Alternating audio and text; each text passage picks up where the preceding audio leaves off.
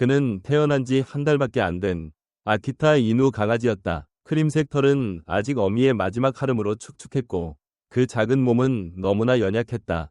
하지만 이제 그의 어미는 곁에 없었다.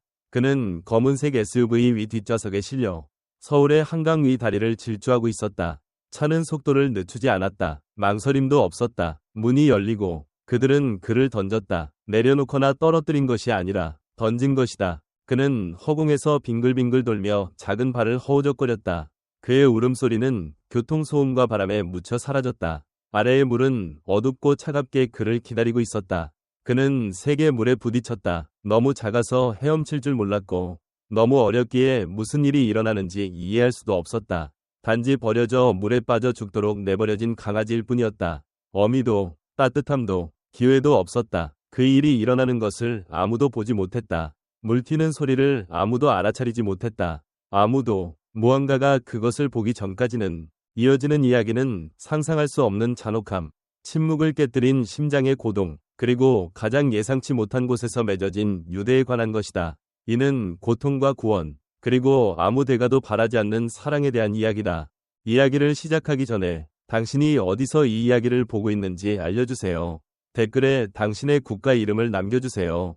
그리고 아무리 작은 생명이라도 버려질 가치가 없다고 믿는다면 구독 버튼을 눌러주세요. 이 이야기는 당신이 잊지 못할 것입니다. 서울은 늘 두 번째 안개를 뒤집어 쓴다. 하지만 그날 아침 안개는 물 위의 슬픔처럼 짙게 깔려 떠나지 않았다. 하늘은 멍든 빛깔로 태양이 어딘가에 있음을 암시했지만 지금은 아니었다. 한강 너머 녹슨 다리와 잊힌 약속의 무게 아래 물이 천천히 숨쉬는 곳에서 작은 알루미늄 보트가 서울의 덜 알려진 다리 중 하나 아래를 떠다니고 있었다. 여의도나 한남대교 같은 유명한 다리가 아니었다. 이 다리는 더 오래되고 더 조용하며 나름의 방식으로 지쳐 있었다. 47세의 민수김은 보트 가장자리에 몸을 숙이고 있었다. 수십 년 동안 누구도 기억하지 않는 일을 하며 그의 손은 거칠고 갈라졌다. 마른 몸은 플란넬 셔츠 여러 겹과 방수 기능을 잃은 지 오래된 방수 재킷으로 감싸여 있었다. 그의 턱수염은 은빛이 섞여 고르지 않았고 푸른 눈은 햇볕에 바랜 청바지처럼 피곤한 색이었다. 민수는 한때 고층 빌딩의 비계를 용접하는 금속공이었다. 하지만 추락사고로 그의 척추뿐 아니라 삶도 산산조각 났다. 고통은 잦아들었지만 쓰라림은 사라지지 않았다. 요즘 그는 강과 함께 일했다. 강을 위해 일하는 것이 아니라 그는 물속에서 잊힌 것들을 끌어올렸다. 타이어, 쇼핑카트, 때로는 뼈, 늘 쓰레기. 그는 불평하지 않았다. 말도 많이 하지 않았다. 그는 잠실의 오래된 아파트 단지 근처 주류 판매점과 전당포 사이에 인 2평짜리 임대 아파트에서 살았다. 사람들은 그를 보지 않고 지나갔다. 그가 원하는 대로였다. 침묵이 깨질 때까지는. 그 일이 일어난 건 오전 7시 10분경이었다. 민수가 녹슨 정원 의자를 물속에서 끌어올리던 순간 귀를 찢는 타이어 소리가 그의 시선을 위로 끌었다. 위쪽 다리에서 검은색 SUV가 속도를 줄였다. 완전히 멈추지는 않았지만 의도적으로 느려졌다. 뒷좌석 창문이 내려갔다. 민수는 눈을 가늘게 뜨고 잿빛 하늘의 빛을 손으로 가렸다. 그리고 그는 그것을 보았다. 크림색 털뭉치가 허공으로 던져지는 모습. 바람 소리 외에는 아무 소리도 없었다. 비명도 없었다. 단지 갑작스럽고 끔찍한 움직임의 현실만이 있었다. 그 생명체는 공중에서 뒤집히며 겁에 질린 채 발을 허우적거렸다. 추위와 반복된 일상으로 둔해진 민수의 뇌는 한 박자 늦게 반응했다. 그리고 그는 움직였다. 물에 떨어지는 소리는 작았지만 분명했다. 살아있는 무언가가 물에 떨어져 저항할 줄 모를 때 나는 소리였다. 민수는 의자를 내려놓고 노를 잡아 운명을 되돌리려는 사람처럼 절박하게 물을 파헤쳤다. 손이 화끈거렸고 작은 보트는 앞으로 돌진했다. 그는 흔들리는 물 표면을 후르며 흔적, 움직임, 거품, 무엇이든 찾았다. 그리고 그는 그것을 보았다. 물 표면 바로 아래, 흐름에 휩쓸려 약하게 발버둥치는 연한 털의 흔적. 민수는 몸을 숙이다 배를 뒤집을 뻔했고 차가운 물속으로 두 팔을 집어넣었다. 그의 손가락은 미끄럽고 축축한 예상치 못하게 부드러운 털을 붙잡았다. 그는 그 작은 몸을 끌어올려 가슴에 꼭 안았다. 그것은 강아지였다. 거의 서 있을 나이도 안 된, 아마 한 달 남짓된 아키타 이누였다. 그의 눈은 아직 혼란과 공포로 흐리멍덩했다. 작은 몸은 격렬히 떨렸고 갇힌 새처럼 심장이 미친 듯이 뛰었다. 민수는 더 세게 안으며 20년 넘게 교회에 발을 들이지 않았지만 기도처럼 들리는 무언가를 중얼거렸다. 그는 상처를 확인했다. 피는 없었지만 작은 갈비뼈를 따라 멍이 생기기 시작했다. 강아지는 다리나 물속의 무언가에 부딪혔을 것이다. 앞다리가 한번 경련하더니 다시 축 늘어졌다. 버텨. 민수가 속삭였다. 이렇게 끝나는 게 아니야. 육지로 돌아와. 그는 낡은 낚시용 담요로 강아지를 감싸고 보트에서 내렸다. 무릎은 쑤셨고 허리는 비명을 질렀지만 그는 신경 쓰지 않았다. 그는 몇 년 만에 가장 빠르게 움직이며 낡은 현대 트럭으로 향했다. 녹이 페인트보다 많은 차였다. 강아지는 한번 작게 끙끙거렸고 그 소리는 거의 상상에 가까울 정도로 작았다. 민수는 계획이 없었다. 늘 그랬다. 하지만 동물병원은 6블록 떨어져 있었고 일찍 문을 연다는 걸 그는 알았다. 그는 그 SUV의 주인이 누구인지 몰랐다. 왜 누군가가 다리에서 강아지를 던졌는지 몰랐다. 하지만 그는 이것을 알았다. 그 작은 생명체는 떨어지기를 선택하지 않았다. 누군가가 그 선택을 대신했고 이제 누군가는 그것을 돌보는 선택을 해야 했다. 민수가 잠실의 아파트로 돌아왔을 때 하늘은 여전히 잿빛이었고 갈매기조차 차가운 바람에 낮게 날며 반쯤 된 기도처럼 날개를 퍼덕였다. 그는 녹슨 현대 트럭을 몇 년간 손질하지 않은 울타리 뒤에 주차했다. 그의 작은 집은 마포구 용강동의 오래된 창고 2개 사이에 끼어 있었다. 회색 페인트가 벗겨지고 바람이 불 때마다 삐걱거리는 현관이 달린 낡은 구조물이었다. 문 위에는 빈 캔으로 만든 풍경이 달그락거렸다. 아름답지는 않았지만 그의 것이었다. 그의 팔 안에서 축축한 털뭉치가 살짝 움직였다. 강아지는 집으로 오는 내내 소리를 내지 않았지만 민수는 그 가벼운 규칙적인 떨림을 느낄 수 있었다. 여전히 숨쉬고 여전히 싸우고 있었다. 그는 문을 열고 신발코로 문을 밀었다. 집 안은 강이 흙냄새, 기름, 오래된 커피 냄새가 났다. 가구는 제각각이었다. 낡은 안락의자와 몇 년째 작동하지 않는 구형 TV가 마주 보고 있었다. 벽난로 위에는 빛바랜 사진 한 장이 비스듬히 놓여 있었다. 젊은 남자가 용접 마스크를 쓰고 미소 짓고 빨간 머리의 여성이 그의 옆에서 10살쯤 된 소년을 안고 있었다. 민수는 사진을 보지 않았다. 대신 강아지를 욕실로 데려가 세면대에 조심스레 내려놓고 따뜻한 물을 틀었다. 강아지는 처음엔 움찔했지만 물이 흐르자 긴장이 풀렸다. 민수는 강이 오염을 조심스레 닦아내며 그 아래 부드러운 크림색 털을 드러냈다. 확실히 아키타 이누였다. 큰 발은 훗날 크게 자랄 것을 약속했고 눈은 그 작은 몸에 비해 놀랍도록 깊었다. 강아지는 민수를 계속 바라보며 끙끙거리지 않고 숨만 쉬었다. 지옥을 겪은 것 같구나. 민수가 중얼거렸다. 그러다 멈췄다. 키코, 내가 너를 그렇게 부를게. 화려하지 않았지만 맞는 이름 같았다. 그는 낡은 플란넬 셔츠로 강아지를 닦고 거실로 데려갔다. 두꺼운 담요를 상자에 접어 키코를 그 안에 넣고 낡은 담요를 덮어주었다. 녹슨 양철 접시에 따뜻한 우유를 담자 키코는 냄새를 맡고 한 모금 마신 뒤 천에 쓰러져 잠들었다. 민수는 안락의자에 앉아 바라보았다. 그의 가슴 속에서 무언가가 움직였다. 척추가 부러지고 아내 은영, 윤영, 이 아들 재현, 재현을 데리고 떠난 이후로 느끼지 못했던 움직임이었다. 그는 그걸 감당해야 한다고 스스로에게 말했다. 분노, 술, 고통이 멈추지 않을 때의 고함. 하지만 그는 그들이 떠난 뒤에 침묵을 느끼는 법을 배우지 못했다. 지금까지는 그날 아침 늦게 그는 키코를 잠들게 두고 2블록 떨어진 구멍가게로 걸어갔다. 노란 벽의 철수 마트는 식료품보다 맥주를 더 많이 팔았다. 카운터 뒤에는 60대쯤 된 마른 남자 출수가 매부리코와 영원히 찡그린 입술로 서 있었다. 철수는 도박꾼이었다. 고들했지만 요즘은 라디오를 듣고 유통기한 지난 과자를 팔 뿐이었다. 유령이라도 본 표정이야. 민수가 들어서자 철수가 으르렁거렸다. 강아지를 찾았어. 민수가 간단히 답하며 강아지용 분유와 쌀 한 봉지를 집었다. 다리에서 떨어졌어. 철수는 눈을 깜빡였다. 어떤 미친놈이 다리에서 강아지를 던지냐? 민수는 어깨를 으쓱였다. 세상은 그런 놈들로 가득하지. 돈을 내며 철수는 닭 육수 캔을 카운터 너머로 밀었다.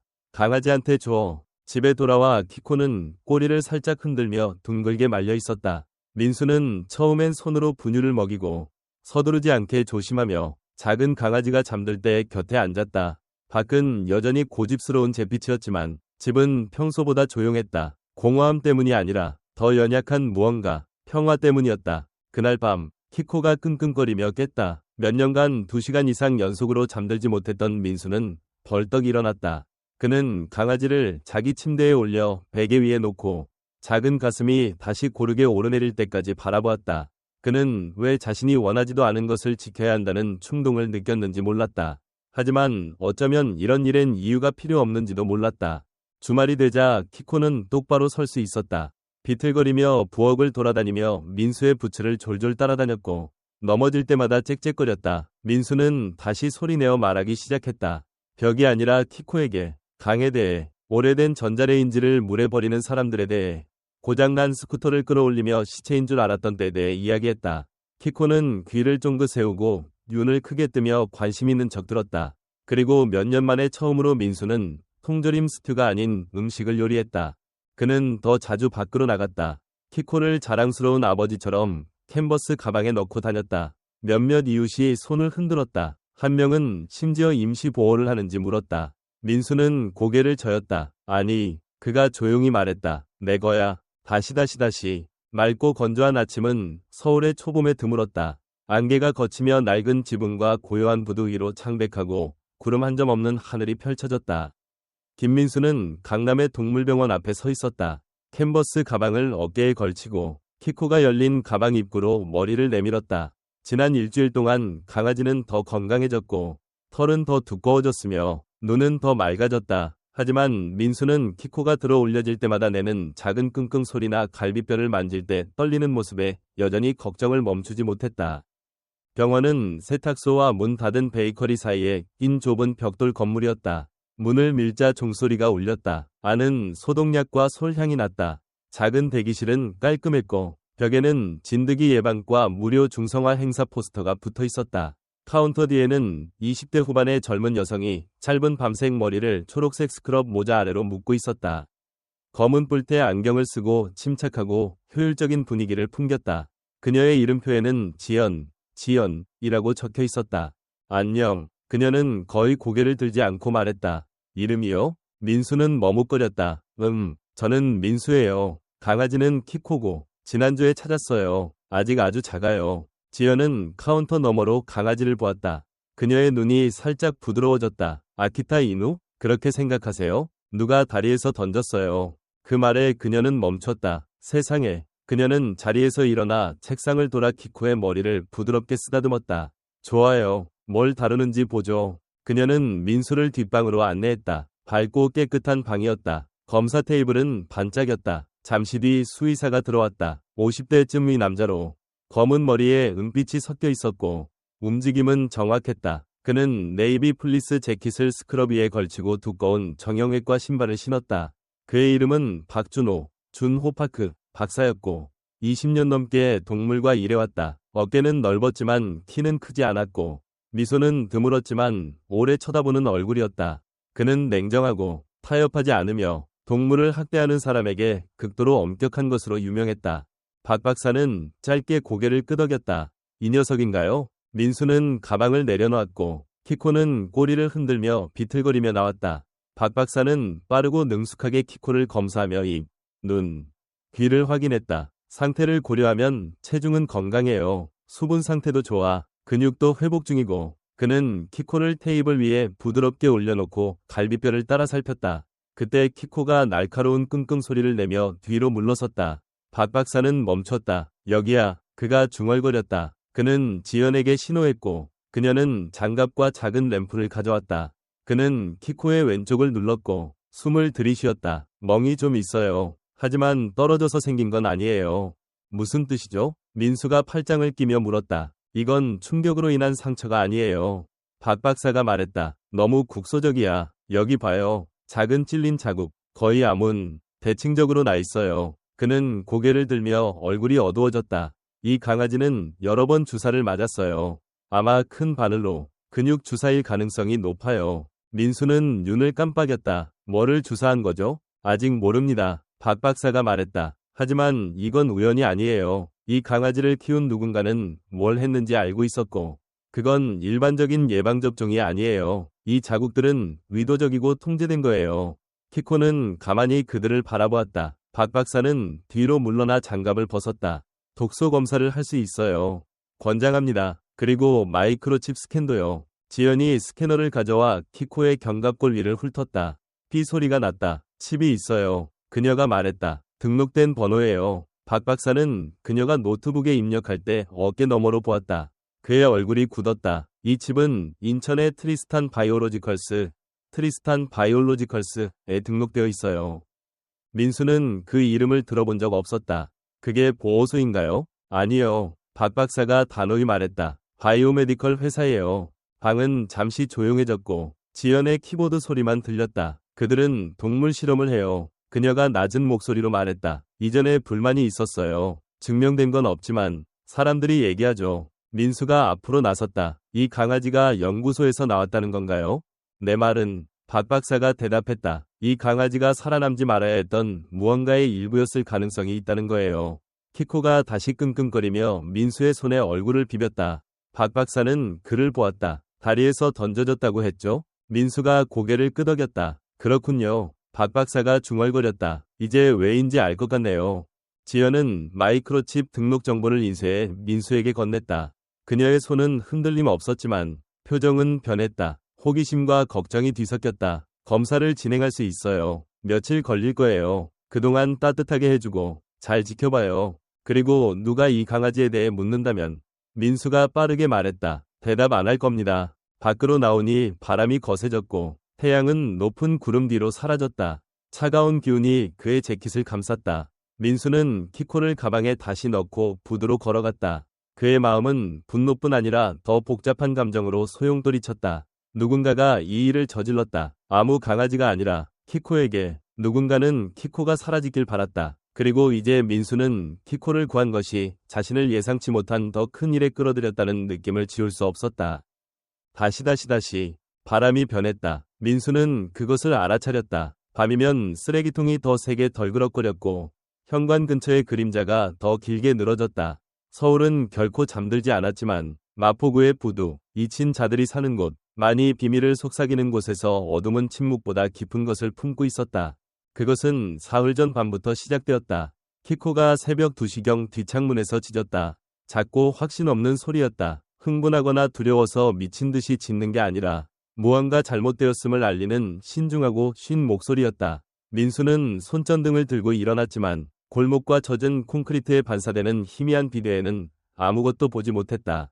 하지만 다음 날 밤 다시 일어났다. 이번엔 그는 그림자를 보았다. 키가 크고 마른 남자가 골목 끝에서 너무도 꼼짝 않고 서 있었다. 쓰레기통 뒤에 반쯤 숨은 모습이었다. 민수가 문에 도달했을 때 그 그림자는 사라졌다. 세 번째 밤, 민수는 기다렸다. 그는 침대 가장자리에 앉아 키코가 옆에 웅크리고 둘 다 귀를 기울였다. 발소리는 새벽 1시 45분 직후에 들렸다.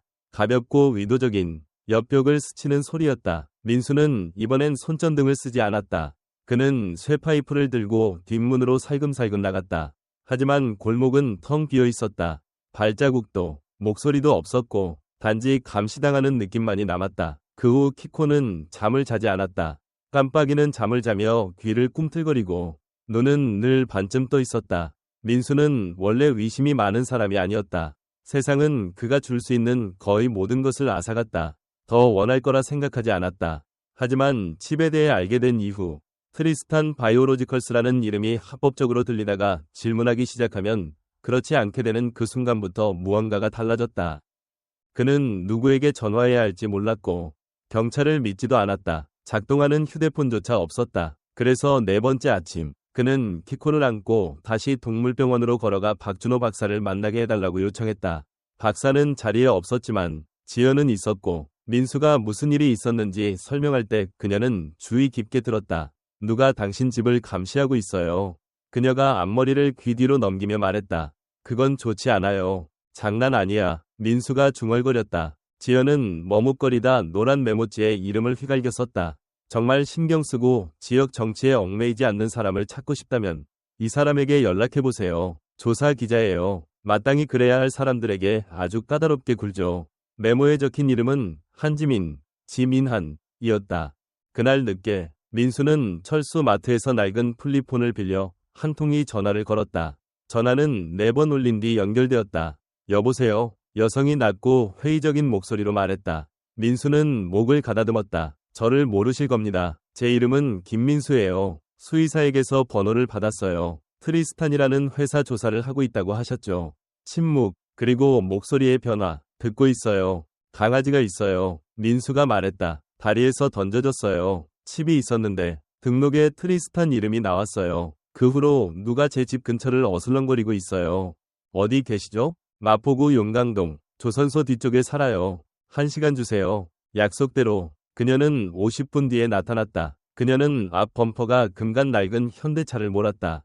데님 재킷에 검은 터틀넥을 입고 있었다. 짙은 갈색 머리는 단단히 묶었고 눈은 날카로웠다. 관찰뿐 아니라 계산하는 눈이었다. 한지민은 34세쯤 되어 보였고 터무니없는 것에 시간을 낭비하지 않는 태도를 풍겼다. 키가 크고 마른 그녀는 거짓말쟁이로 가득한 방에 익숙한 사람처럼 움직였다. 오른쪽 눈썹을 가로지르는 길고 희미한 흉터는 과거의 대립이 말보다 더 많은 것을 남겼음을 암시했다. 민수는 그녀를 안으로 들였다. 키코는 그녀를 맞으러 달려가 부츠 냄새를 맡고 민수의 발 뒤로 물러섰다. 아직 새끼예요. 민수가 말했다. 겁이 많아요. 지민은 천천히 무릎을 꿇고 키코가 그녀의 손냄새를 맡게 한 뒤 부드럽게 머리를 쓰다듬었다.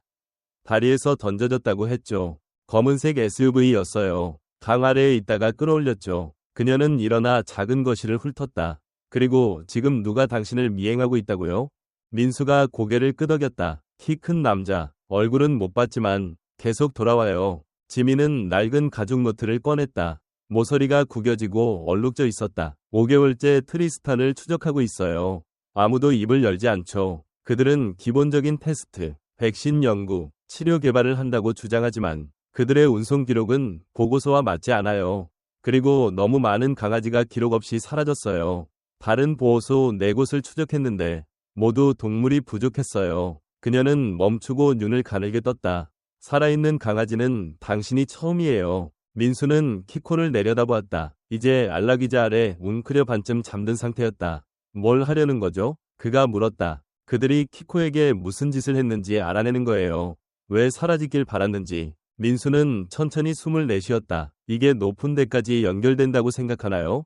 지민은 처음엔 대답하지 않았다. 그러더니 조용히 말했다. 사람들이 인정하고 싶어하는 것보다 더 높아요. 떠나기 전 그녀는 민수에게 명함을 건넸다. 그 남자를 다시 보면 이 일회용 번호로 전화해요. 경찰이 아니라 저한테요. 그리고 민수 씨, 그 강아지를 꼭 붙잡아요. 그들이 죽이려 했던 걸 보면 다시 끝내러 올 수도 있어요. 민수는 그녀가 차를 몰고 떠나는 모습을 보았다. 그녀의 테일라이트가 모퉁이를 돌며 사라졌다. 바람은 더 세졌고 더 차가웠다. 하지만 집 안 공기는 새로운 전류를 띄웠다. 불안, 그래. 하지만 결심도 함께였다. 이제 누군가 진실을 알았고 김민수는 더 이상 혼자가 아니었다. 다시. 민수는 키코의 침대를 일주일 만에 3번째로 갈아줄 때 그것을 깨달았다. 처음엔 더러운 나일론에 봉합선이 해진 빨간 목줄일 뿐이었다. 하지만 그가 키코를 들어 올리자 빛이 그 목줄에 반사되었다. 가죽 태그에 희미하게 정확한 각도에서만 보이는 단 하나의 문자가 새겨져 있었다. 금속에 새겨진 숫자 5. 그는 인상을 찌푸리며 손가락으로 태그를 돌렸다. 이름도 주인 정보도 없었고 단지 그 선명한 숫자뿐이었다. 이전엔 아무 의미 없었지만 이제 칩, 주사, 골목의 남자, 지민의 방문 이후 그것은 훨씬 더 큰 벽의 균열처럼 느껴졌다. 그날 늦게 지민이 돌아왔다. 그녀는 현관에 서서 재킷 지퍼를 올린 채 손을 소매에 넣고 아침 내내 멈추지 않고 움직인 듯 보였다. 갈색 머리는 바람에 살짝 흐트러졌고 눈은 잠을 자지 않은 사람의 이상한 날카로움을 띄었다. 민수는 말없이 그녀를 안으로 들이고 키코의 밥그릇 옆 탁자에 놓인 목줄을 가리켰다. 찾았을 때 이게 달려 있었어요. 그가 말했다. 오늘까지 이 표시를 몰랐어요. 지민은 가까이 다가가 태그를 살펴보았다. 숫자를 본 순간 그녀의 표정은 알아차림과 경고가 섞인 표정으로 바뀌었다. 이건 그냥 목줄이 아니에요. 그녀가 중얼거렸다. 카탈로그예요. 그녀는 앉아서 노트를 꺼냈다. 조용히 활동하는 그룹을 조사하고 있었어요. 아라보스 펫 솔루션, 아라보스 페트 솔루션즈 이라는 이름으로 운영되죠. 무해하게 들리지만 그들은 행동 실험을 불법적으로 하는 생명공학 회사의 위장 회사예요. 주로 아키타 이누, 셰퍼드, 말리노이 같은 내구성과 통증 반응이 높은 품종을 대상으로 하죠. 그녀는 노트를 펼쳐 휘갈긴 메모와 흐릿한 사진이 가득한 페이지를 보여주었다. 확인된 5사례를 추적했어요. 이런 목줄에 1번부터 4번까지 번호가 붙은 강아지들.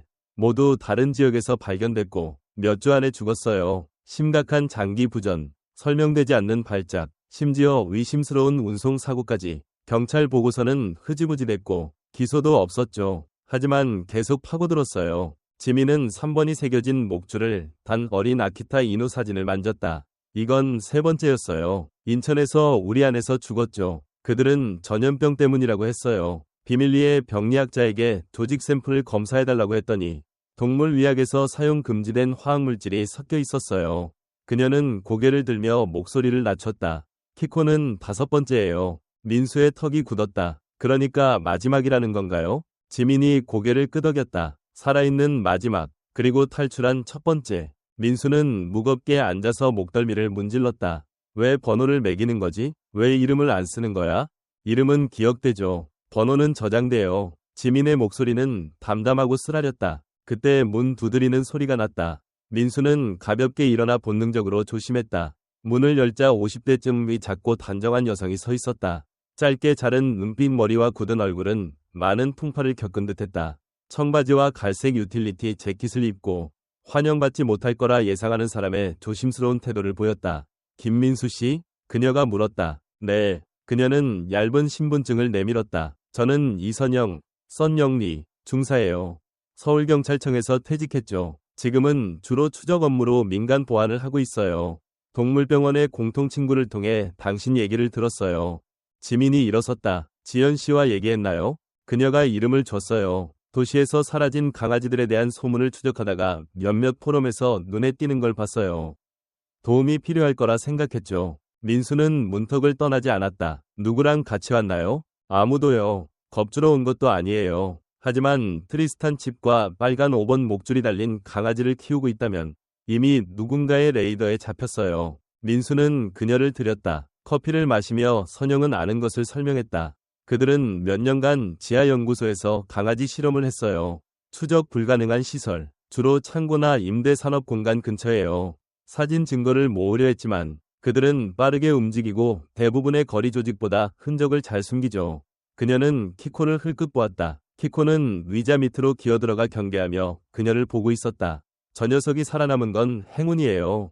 행운은 상관없어요. 민수가 조용히 말했다. 저 녀석은 싸웠어요. 지민이 선영에게 말했다. 시작 지점을 찾아야 해요. 아라보스가 동물들을 보관한 곳이 어디든 사진, 서류, 뭐든 필요해요. 선영이 고개를 끄덕였다. 도움이 필요할 거예요. 제 연락처가 있어요. 옛 K9 부대원들, 도시 디지털 지도를 만든 사람도요. 연락할게요. 해가 부두 너머로 질 때 키코는 민수의 두 다리 사이에 웅크려 잠들었다. 지민은 목줄을 마지막으로 보고 지퍼백에 넣었다. 이 강아지가 마지막 연결고리라면 그녀가 조용히 말했다. 그들은 입을 막으려 할 거예요.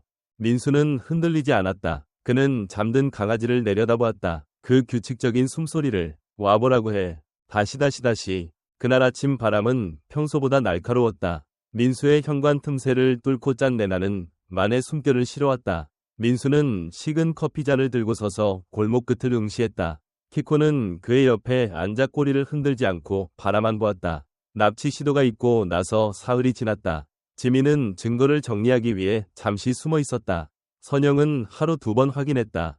하지만 민수는 그들이 포위당했다는 느낌을 지울 수 없었다. 어둠뿐 아니라 어둠에 익숙한 누군가에게 그는 해가 진 직후 스스로를 드러냈다. 뒷문 두드리는 소리는 매우 가벼웠다. 3번, 급하지도 망설이지도 않게 민수는 야구 배트를 들고 천천히 문을 열었다. 문턱에 한 남자가 서 있었다. 50세쯤, 어쩌면 더 젊었을지도. 얼굴은 죄책감으로 늙어 보였다. 그는 건장한 체격에 넓은 가슴과 펴대가 굵었지만 세월이 그를 부드럽게 만들었다. 수염은 검은색보다 은빛이 많았고 그는 휘발유와 오래된 땀 냄새가 나는 어두운 윈드브레이커를 입었다. 남자는 손을 들었다. 해치러 온 게 아닙니다. 저는 그들에게 일했었어요. 민수는 배트를 내리지 않았다. 제 이름은 최영철, 영출초이입니다. 물류 감독관이었어요. 보안 세부 업무도 했죠. 강아지들을 옮기는 걸 도왔어요. 키코가 민수 뒤에서 작게 으르렁거렸다. 혼란스러워하는 소리였다. 영철은 숨을 내쉬었다. 당신이 키코를 구한 밤, 당신을 따라갔어요. 막으려는 게 아니라 당신이 키코를 살릴 수 있는지 보려고요. 민수는 눈을 가늘게 떴다. 골목에 고기를 놓은 게 당신인가? 아니요. 그건 제가 아니에요. 그들이었죠. 저는 더 이상 그들과 함께하지 않아요. 6개월 전 그들이 5번째 강아지에게 한 짓을 보고 떠났어요. 그는 천천히 재킷 주머니에 손을 넣어 USB를 꺼냈다. 여기 모든 게 있어요. 일정, 주사, 고위 경영진의 명령, 실제 자금 흔적, 이름들, 아라보스뿐만 아니에요. 모회사 레반드라 파마, 레반드라 파르마, 글로벌 대기업이죠. 그들은 아라보스가 불법 실험을 하도록 자금을 댔어요. 자신들과 연결될 수 없는 실험이요.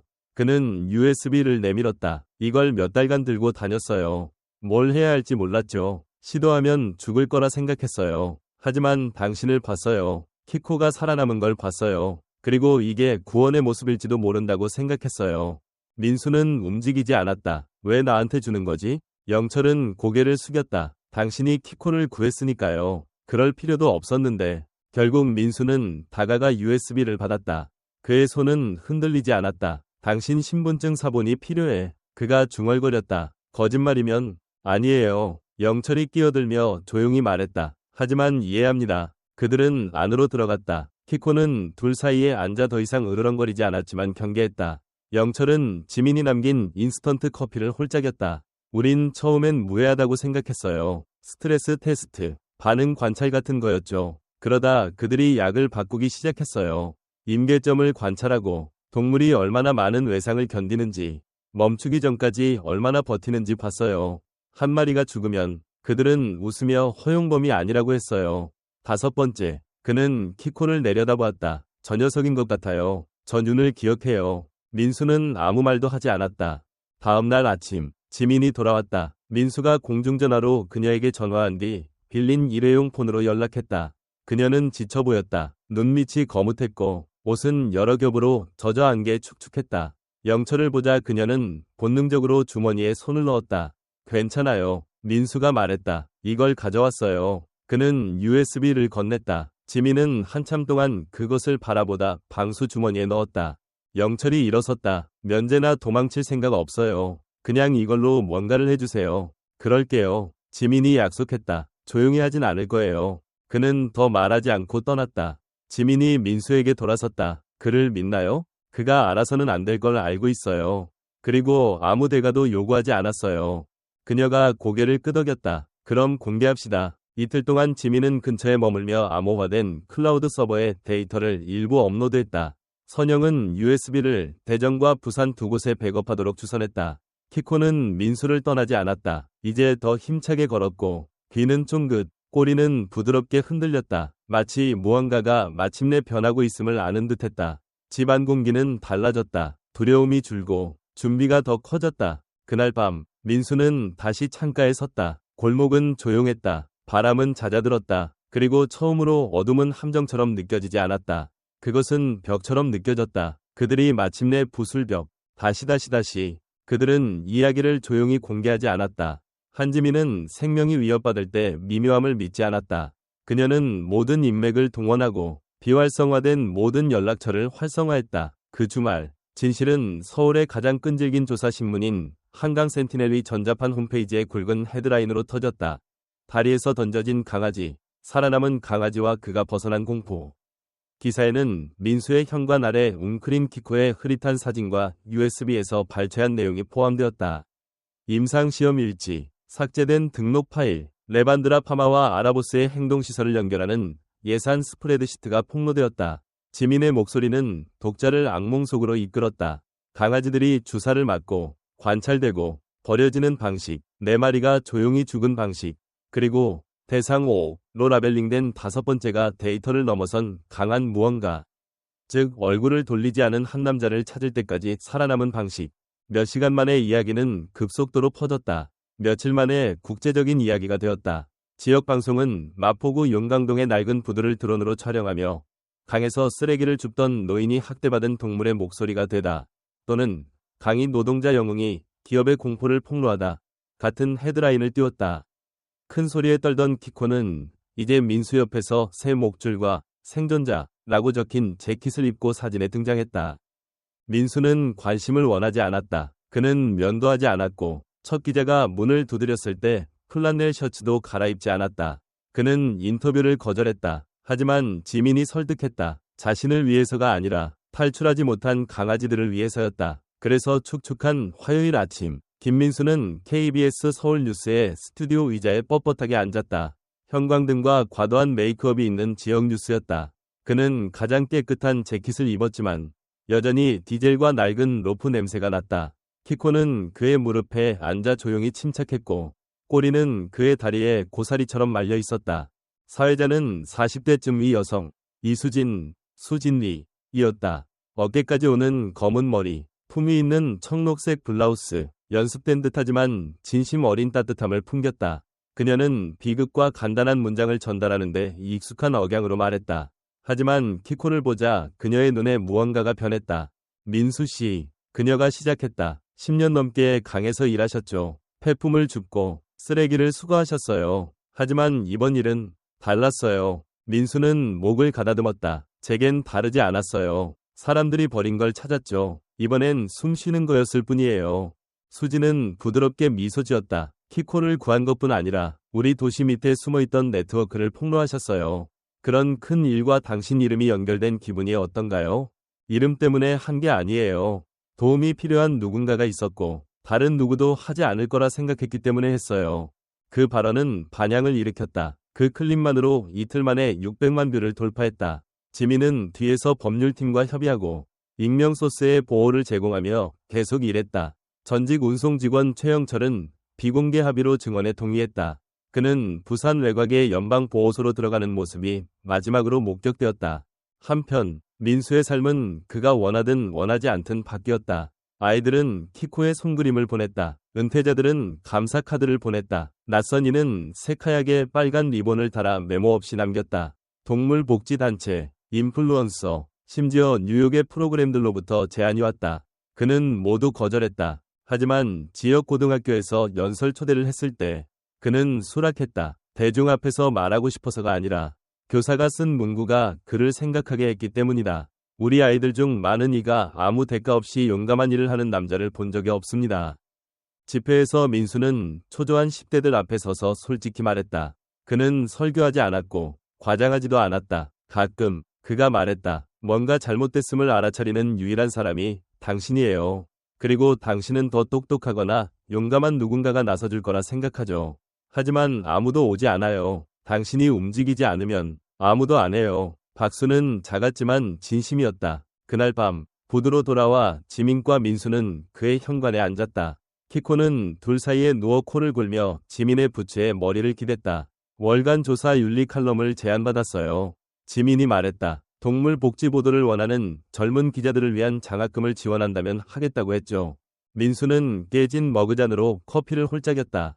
좋네. 당신은? 그녀가 물었다. 여기 계속 있을 건가요? 민수는 만을 바라보았다. 이제 조용했다. 미행도, 위협도 없었고 물과 바람뿐이었다. 갈 데가 없어. 그가 말했다가 멈췄다. 하지만 쓰레기만 끌어올리는 건 그만둘지도. 누군가 보지 않으려는 걸 찾을지도 모르지. 지민은 미소 지었다. 벌써 했잖아요. 다시. 법원은 정부 청사와 시위대 사이에 단단히 자리 잡은 깨끗한 돌덩이 같았다. 서울의 초봄은 여전히 잿빛이고 축축했지만 그날 아침 태양이 며칠 만에 처음으로 구름을 뚫고 법원 창문으로 빛을 보내 대리석 계단에 눈부신 빗줄기를 던졌다. 민수는 옷깃을 바로잡고 키코를 내려다보았다. 이제 5개월 가까이 된 강아지는 더 커졌고 한때 흔들리던 다리는 단단하고 안정적이었다. 털은 두껍게 자라났고 눈은 더 깊어졌다. 지능적일 뿐 아니라 거의 현명해 보였다. 키코는 지민이 고집한 부드러운 파란 조끼를 입고 증인이라는 글자가 새겨져 있었다. 강아지가 증언하러 나오나? 민수가 조끼를 받으며 물었다. 말로는 아니죠. 지민이 대답했다. 하지만 믿어요. 거기 있는 것만으로 충분히 말해요. 연방법정 안은 조용한 긴장으로 가득했다. 정장 차림의 사람들이 노트를 뒤적이며 속삭였다. 카메라는 금지였지만 스케치는 허용되었다. 긴 은빛 머리와 날카로운 이목구비를 한 마른 여성이 앞줄 근처에 앉아 가죽 스케치북에 열심히 그렸다. 그녀는 이본느 최, 이본 초이, 말보다 그림으로 더 많은 것을 말하는 유명한 법정 화가였다. 그녀의 스케치는 재판이 발표된 이후 모든 주요 방송에 실렸다. 재판관 자리에는 60대쯤의 정우석, 우석중 판사가 앉아 있었다. 손등에 주근깨가 있고 회색 눈썹은 영원한 찡그림으로 만났다. 그는 엄격하지만 공정하며 드라마를 억제하고 해석의 여지를 주지 않는 판결로 유명했다. 피고석에는 맞춤 정장을 입은 세 남자가 있었다. 그들은 범죄자라기보다 주식 중개인처럼 보였다. 그중 한 명, 레반드라 파마의 CEO 최병철, 바이영 출초이, 깔끔한 이목구비와 단정히 손질된 수염. 한 번도 부엌 바닥을 닦아본 적 없는 사람의 태도를 가졌다. 그는 민수를 보지 않았다. 키코도 보지 않았다. 그는 변호사에게 몸을 기울여 질문받을 때만 속삭였다. 민수는 둘째 날 증인석에 섰다. 그는 꾸미지 않았고 처음엔 목소리가 쉰 듯했으며 눈은 법정 관리인을 보고 다시 배심원으로 향했다. 하지만 다리 아래에서 일어난 일을 설명하고 키코가 물에 부딪힌 순간을 떠올리라는 요청을 받자 그의 내면에서 무언가가 안정되었다. 떨어지는 걸 봤어요. 민수가 말했다. 그리고 끝이다. 죽었다고 생각했죠. 하지만 끌어올렸을 때 저항하지 않았어요. 누군가 올 거라는 듯 매달렸어요. 검사 이재훈, 재훈리, 40대쯤의 흑인 남성으로 짧게 깎은 머리와 가벼운 부산 억양을 가진 그는 배심원 앞을 천천히 걸었다. 강아지에게서 뭘 찾았나요? 5번이 적힌 목줄이요. 그리고 나중에 칩을 찾았어요. 아라보스의 가짜 연구 라벨로 등록된 거였죠. 재훈이 고개를 끄덕였다. 민수 씨, 강아지로 나타난 희망을 본 적 있나요? 방은 조용해졌다. 네, 민수가 조용히 말했다. 키코가 숨 쉴 때마다요. 지민이 다음으로 증언했다. 그녀는 회색 블레이저를 입고 머리를 단정히 묶었다. 그녀의 기사 사본이 증거로 제출되었다. 그녀의 목소리는 날카롭고 명확하며 멈추지 않았다. 이 회사들을 1년 넘게 조사했어요. 그녀가 말했다. 그들은 강아지 실험만 한 게 아니에요. 숨겼죠. 위장 클리닉으로 돈을 옮기고 기록을 위조하고 결과가 유용하지 않으면 동물을 제거했어요. 키코는 절대 연구소를 떠나게 되어 있지 않았어요. 누군가 관심이 있어서가 아니라 버려졌기 때문에 살아남은 거예요. 변호인은 절차상의 회색지대를 논하고 USB의 감독 연속성을 위문시하며 최영철의 증언에 의심을 심으려 했다. 하지만 영철은 회색 법정 복장을 입고 보호받는 증인구역에 조용히 앉아 있었다. 검찰은 비디오, 연구소 영상, 음성 녹음, 이메일을 가지고 있었다. 그리고 키코가 있었다. 매일 키코는 민수 옆 법정 가장자리에 앉았다. 조용하고 경계하며 누군가가 지나가면 꼬리가 가볍게 쳤다. 짖거나 끙끙거리지 않았다. 그 부드럽지만 단단한 존재는 재판의 중심이 되었다. 기자들은 키코를 재판의 심장이라 불렀다. 아이들은 키코에게 라고 적힌 편지를 법원에 보냈다. 일부 어른은 법원 계단 밖에 꽃을 두었다. 부산에서 온 베트남전 참전용사는 조용히 서서 손으로 쓴 생존자에게 살아남지 못한 이들에게 라는 플래카드를 들었다. 증언 마지막 날, 검사는 이렇게 마무리했다. 생명의 가치를 매길 수는 없습니다. 하지만 그들은 했죠. 이 강아지의 번호를 붙였어요. 5번. 잔혹한 실험의 단위일 뿐이었죠. 하지만 이제 이름이 생겼어요. 목소리가 생겼어요. 그리고 오늘 우리를 통해 말하고 있어요. 배심원이 판결을 내렸을 때 만장일치였다. 모든 혐의에 대해 유죄. 선고 후 민수는 법정에 남았다. 대부분은 떠났다. 지민조차 전국 방송의 전화를 받으러 밖으로 나갔다. 키코는 그의 발 아래 웅크려 머리를 한쪽 다리에 얹었다. 정판사는 재판석에서 내려와 조용히 민수에게 다가갔다. 그는 좀처럼 친밀하지 않았다. 오늘은 예외였다. 민수 씨, 그가 말했다. 당신은 자신이 영웅이라 생각하지 않을지 모르지만 이 법정은 동의하지 않아요. 민수는 놀라 고개를 들었다. 건물, 정부, 회사를 구하는 사람들을 봤어요. 하지만 작은 것을 구해 더 큰 세상에 돌려주는 사람은 드물죠. 그는 돌아서며 법복이 부드럽게 뒤로 흩날렸다. 다시. 태양은 용강동의 금빛으로 단단히 떠올랐다. 낡은 크레인과 부서진 화물 레일에 긴 그림자를 드리웠다. 하지만 오래된 부두는 이제 새 리듬을 가졌다. 한때 침묵과 짠물에 반짝임만 있던 곳에 이제 강아지 짖는 소리, 사료 그릇 부딪히는 소리, 자원봉사자들의 웃음소리가 울렸다. 김민수는 새로 울타리가 쳐진 부지 위에 아치형으로 세운 손으로 쓴 나무 간판 아래 서 있었다. 마포 하버 해입은 동물 구조소. 간단하고 글씨는 고르지 않았다. 지민은 그렇게 두자고 고집했다. 사람들은 반짝이는 것보다 투박한 글씨를 더 믿어요. 그녀가 말했다. 계획하고 기금을 모으고 서울시가 아는 것보다 더 많은 법적 허가를 받는데 거의 1년이 걸렸다. 지민은 서류를 조정했다. 선영은 연락망을 활용했다. 그리고 기부금은 끊임없이 들어왔다. 일부는 색연필로 그린 하트가 든 봉투로, 일부는 익명의 손이 서명한 수표로. 모두 키코 때문이었다. 키코는 이제 민수 옆에 당당히 서 있었다.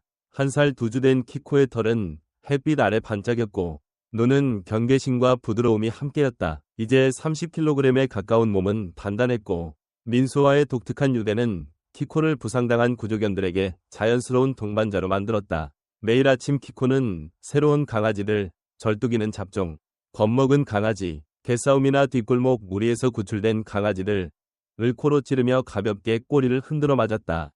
키코는 상징이 아니었다. 치유자였다. 센터에는 5개의 우리, 사무실로 개조된 2개의 운송 컨테이너, 나이든 강아지들을 위한 낮은 경사로가 있는 지붕 덮인 공간이 있었다. 30대 초반의 베트남계 한국인 수의사 트란 소피 트렌는 짧고 뾰족한 머리와 냉소적인 유머로 위로구역을 운영했다. 소피는 시립보호소에서 일하며 너무 많은 좋은 강아지가 누군가의 무관심 때문에 죽는 걸 봤다고 했다. 그녀는 민수를 녹슨 선장이라 불렀고 그는 고치지 않았다. 그날 오후 문 종이 울렸다. 민수는 갈라진 물그릇을 고치던 창고에서 나와 손을 행주에 닦았다.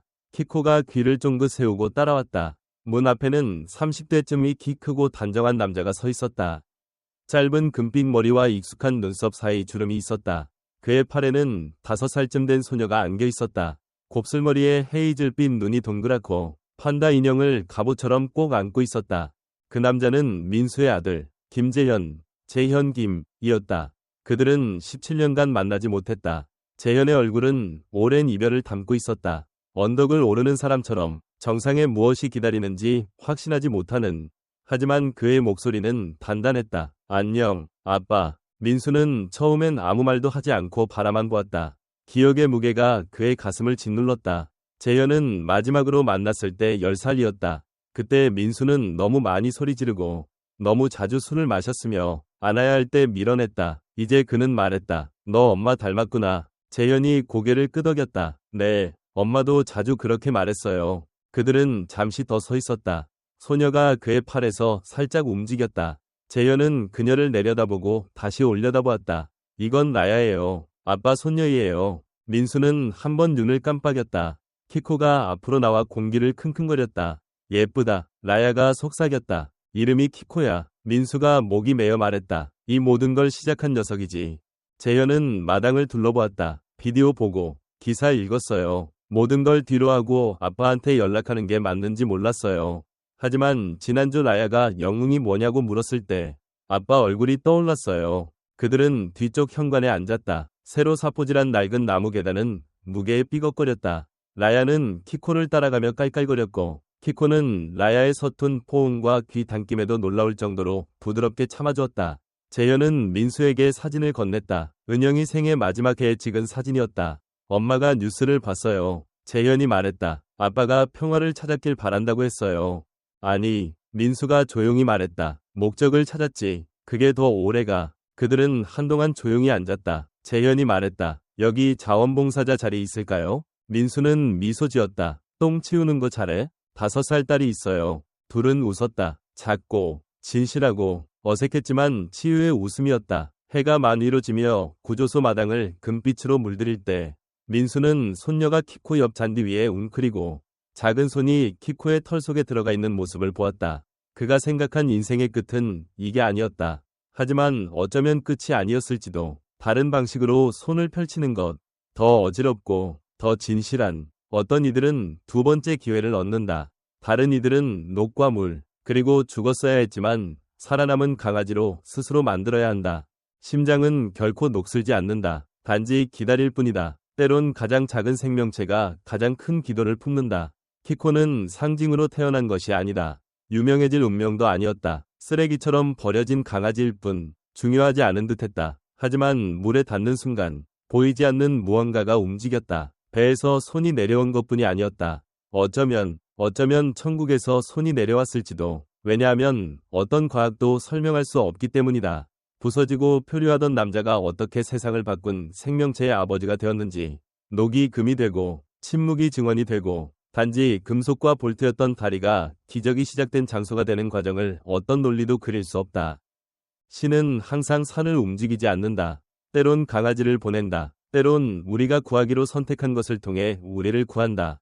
그러니 이 이야기를 보고 있다면, 마음이 무겁거나 집이 차갑게 느껴진다면 기억하라. 구원은 스포트라이트를 필요로 하지 않는다. 단지 누군가 보고 누군가 머무는 것만 필요하다. 떠나기 전에 묻고 싶다. 당신은 조용한 기적을 목격한 적이 있는가? 아래 댓글에 당신의 이야기를 공유해달라. 그리고 모든 생명, 아무리 작아도 두 번째 기회를 받을 자격이 있다고 믿는다면 구독 버튼을 누르고 이 이야기를 공유해 누군가 힘들어하는 이에게 닿게 하라. 그리고 아무도 신경 쓰지 않을 때 신경 쓰는 모든 영혼에게 신이 축복이 있기를. 당신이 단 하나의 사랑의 행동이 세상을 바꿀 수 있다고 믿는다면 아멘 이라고 댓글을 남겨라.